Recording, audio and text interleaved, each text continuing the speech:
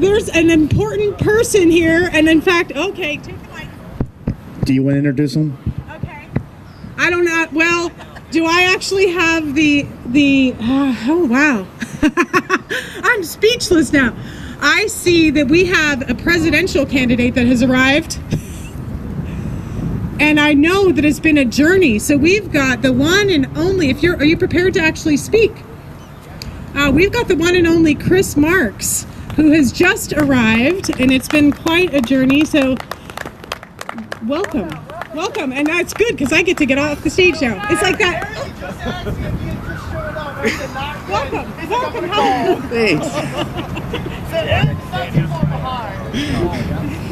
Yeah, we had some car issues on our way here from Indiana.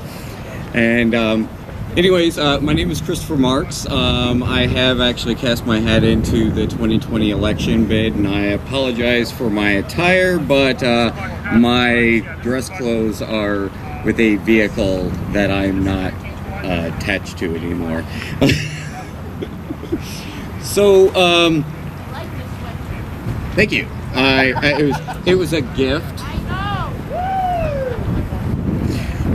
So anyways, I put my hat into the 2020 presidential campaign, and the reason why I've done so is because I believe that our country is deviated too far away from the constitutional privilege that the government has to govern.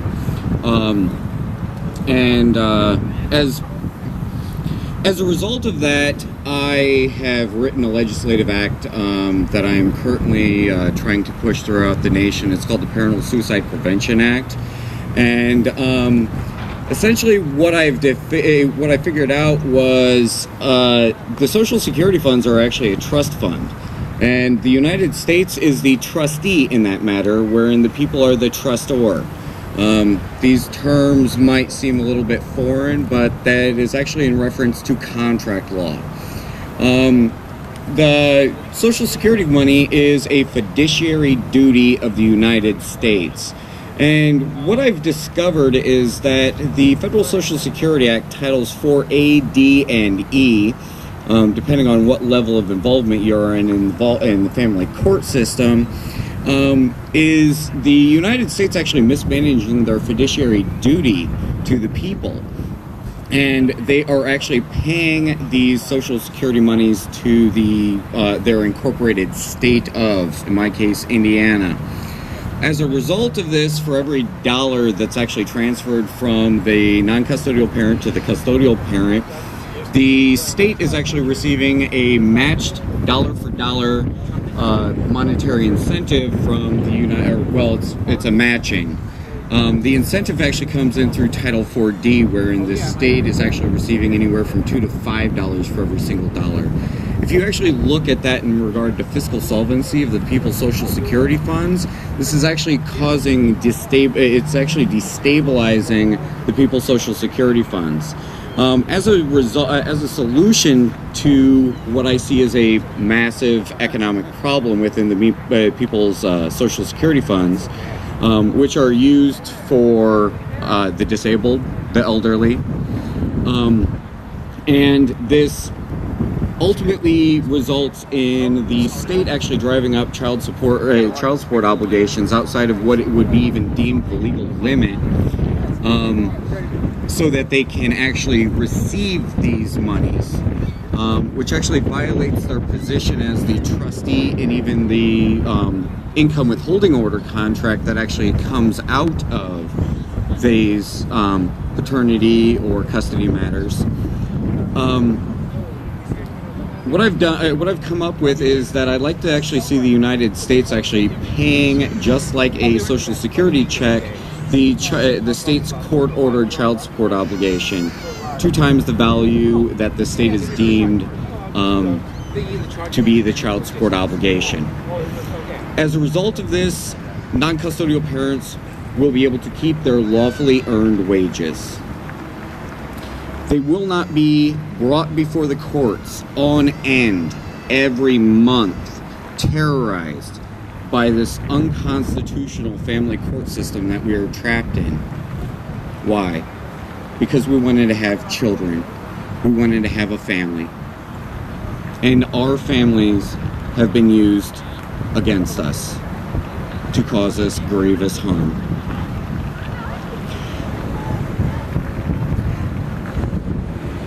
These results in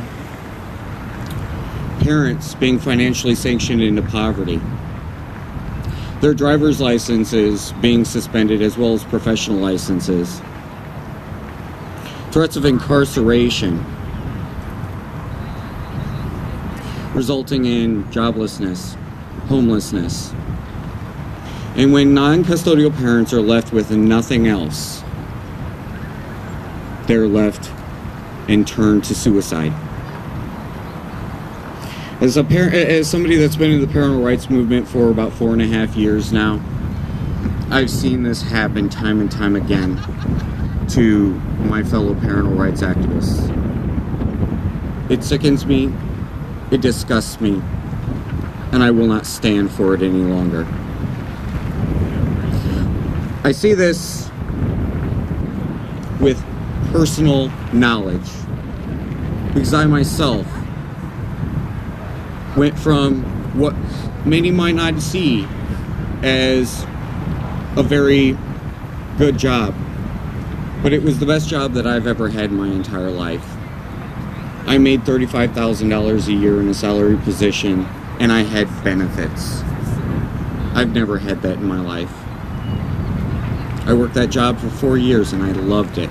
I loved what I did. I worked in information systems, and I was a troubleshooter. I fixed problems. As a result of that, my child was taken into the state's custody because the Indiana Department of Child Services, in violation of due process, alleged that I committed child neglect. As an investigative services provider, they made no effort to contact me prior to kidnapping my child. Additionally, it should be known that I'm a Native American, so the Indian Child Welfare Act applies in my case. The state of Indiana completely disregarded the treaties with my people.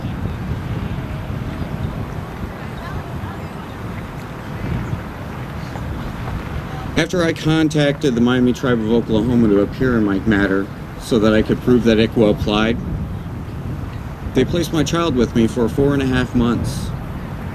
My child was taken into the state's custody because his mother strangled him and committed felony battery.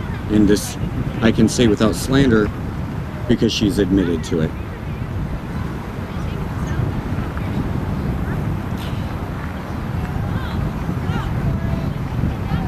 In Indiana, after 15 months of your child being in the state's custody, they can move to terminate your parental rights. And then they proceed to sell your child for $40,000 through a forced domestic adoption. That's human trafficking. There's no other terminology to express it. Keep in mind, I've done nothing wrong. The Department of Child Services denied me all constitutional due process.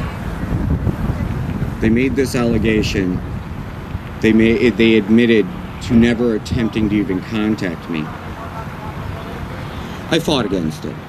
I continue to fight against it to this day. As a result of that, I proved to my employer that to pay an income withholding order to the department that was duly owed to the mother, as long as she was a custodial parent, which she is not because the state took my child into their custody. Proved to my employer that would be felony theft. Didn't stop the state's judges from trying to hold me in contempt of court and throw me in jail for 15 days. I beat it. But it was a little late because the state threatened to sue my employer, so my employer did the only thing that they could to remove themselves from the equation, and that was to remove my position. I went from being a functional member of this society into becoming unemployed, and I am now a welfare case. These are the traumas that the people are subjected to under the crime syndicate that has become our government. I won't stand for it any longer. And I hope that all of you will come along with me and stand in opposition to criminal activities of a racketeering nature. It's not just about my own personal matter. As a Native American, my cultural belief is that we fight for our family, our friends, and our fellow villagers. All of you who are on Native American lands that are held in trust through the treaty contracts, you are our fellow villagers. And the Native Americans will stand with you and stand against the state. And we will not allow them to mistreat the people any longer. Thank you for your time.